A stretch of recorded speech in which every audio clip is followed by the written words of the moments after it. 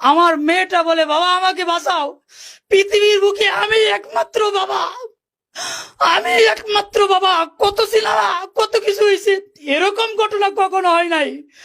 আমি হাদিউল ইসলাম, মাওনা বাজারের পাশে মাওনা ইউনিয়ন 1 নং ওয়ার্ডে বাইতুল মুত্তাকিন জামে মসজিদের ইমাম।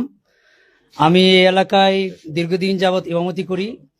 আমার ছেলে মেয়েদেরকে লেখাপড়ার জন্য আমি ফায়ার সার্ভিসের সামনে মমিন মোল্লা স্যারের বাসায় ভাড়া থাকি আমার ফ্যামিলি নিয়ে।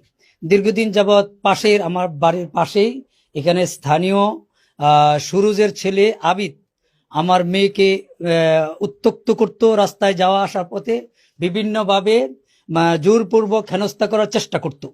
এই ঘটনা আমি জানার পরে গত বুধবার দিন স্থানীয় নেতৃবৃন্দদেরকে নিয়ে এটা একটা সমঝোতা আমরা করার জন্য বসি। সর্বশেষ নেতৃবৃন্দ আমাদেরকে আলোচনা করার পরে আমার মেয়ে আমার কাছে রাইখা পরবর্তীতে এই বিষয়টা নিয়ে আলোচনা করবে এরকম একটা ইয়া করে আমার কাছ থেকে 1:15টার দিকে, দুপুর 1:15টার দিকে আমাকে মেয়ে বুঝাইয়া দিয়ে তারা চলে গেছে। পরবর্তী চলে গেছিল না, মেয়ে জোরপূর্বক নিয়ে গেছিল আগে পয়লা বৈশাখের দিন।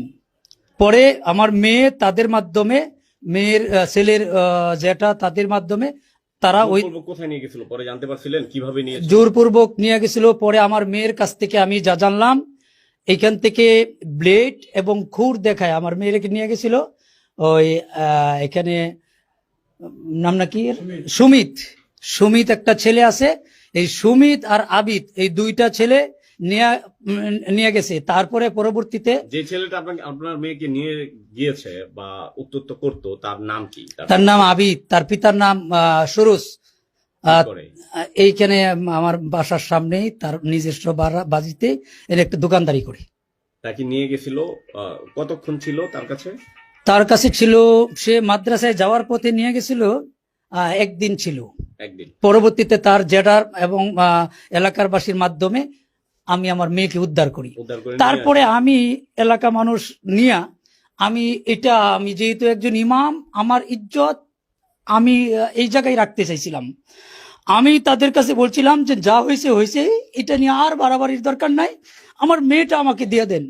আমার মেয়েটা যখন নিয়ে আসছে, আমার মেয়ে দৌড়াইয়া গেলে আমার জড়াইয়া ধরে বলতেছে, আব্বু আমার এরা জোর করে অস্ত্রে মুখে থেকে নিয়ে গেছে।